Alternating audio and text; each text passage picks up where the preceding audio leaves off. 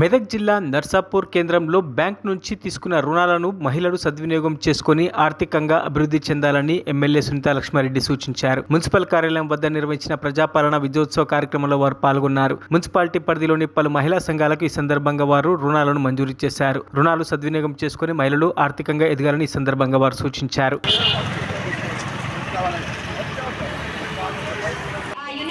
చేసుకున్న మన సభ్యులు వచ్చి ఈ జంబో చెక్కు మేడం గారి చేతుల మీదుగా అందుకోవాలని కోరుచున్నాము. ఇది 20 లక్షలు, నలుగురు సభ్యులు సభ్యురాలికి 5 లక్షలు చొప్పున.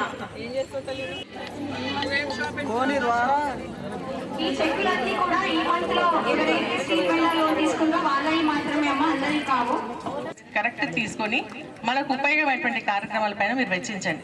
లేదంటే ఇంట్లో అవసరాలకు దాన్ని వాడేసుకుంటే తిరిగి కట్టాలంటే ఇబ్బంది అవుతుంది. కాబట్టి ఒక నలుగురు మహిళలు కలిసి ఒక షాప్ పెట్టుకోవడమా, లేదంటే మనకు సంబంధించి ఇంకేదైనా యాక్టివిటీ క్యాండిల్స్ చేసుకుంటున్నారు కొంతమంది, అగరబత్తీలు చేసుకుంటున్నారు కొంతమంది, ప్లేట్స్ కుట్టుకుంటున్నారు, ఇస్తరాకులు కుడుతున్నారు కొంతమంది, లేదంటే మిషన్ తెచ్చుకుంటున్నారు కొంతమంది. ఇట్లా ఏదో ఒక యాక్టివిటీ మనం తీసుకున్నటువంటి దానిపైన మళ్ళీ మనకు తిరిగి ఆదాయం వచ్చే విధంగా మీరు ఉపయోగించుకోవాల్సిందిగా నేను మీ అందరినీ కోరుతా ఉన్నా.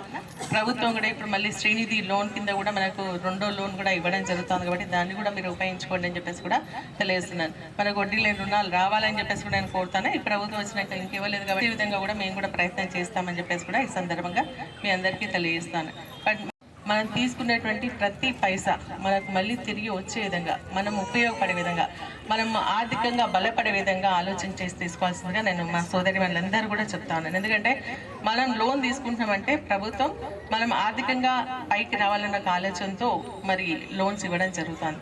ఇప్పుడు అంతకుముందు ఏంటంటే 5 లక్షలు 2 లక్షలు ఉంటుండే ఒక గ్రూప్కి, తర్వాత మెల్లగా 5 అయింది, 5 అయి 10 అయింది, 10 అయి ఇప్పుడు 20 వరకు కూడా మనం తీసుకున్నాం. అంటే బ్యాంకులోకి వెళ్తే మహిళలు నమ్మినంత పురుషులు నమ్మరు. అందుకే తిరిగి కరెక్ట్గా కడతారని ఒక నమ్మకం, విశ్వాసం మనపై ఉంది. కాబట్టి ఆ విధంగా మనకి ఇచ్చినప్పుడు దాన్ని మనం ఉపయోగించుకోవాల్సినటువంటి బాధ్యత మనందరిపైన ఉంది.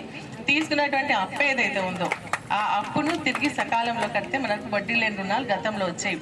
మరి మొన్న రీసెంట్గా కూడా చాలామంది మహిళలందరం అడిగింది, ఆర్బీఐలు కూడా అడిగింది, మాకు ఏదైతే మరి వడ్డీ లేని రుణాలు పట్టణ ప్రాంతాలకు రాలేదు, అర్బన్ ఎస్హెచ్జీస్కి వచ్చినాయి అంటే దాన్ని కూడా పీడీ వాళ్ళతో ఇట్లా మాట్లాడి దాన్ని కూడా మీకు మీ ఖాతాల్లో మీ వడ్డీని కూడా వేయించడం జరిగింది అని చెప్పేసి కూడా ఈ సందర్భంగా గుర్తు చేస్తా ఉన్నాను. మరిన్ని అప్డేట్స్ కోసం మా ఛానల్ని సబ్స్క్రైబ్ చేయండి.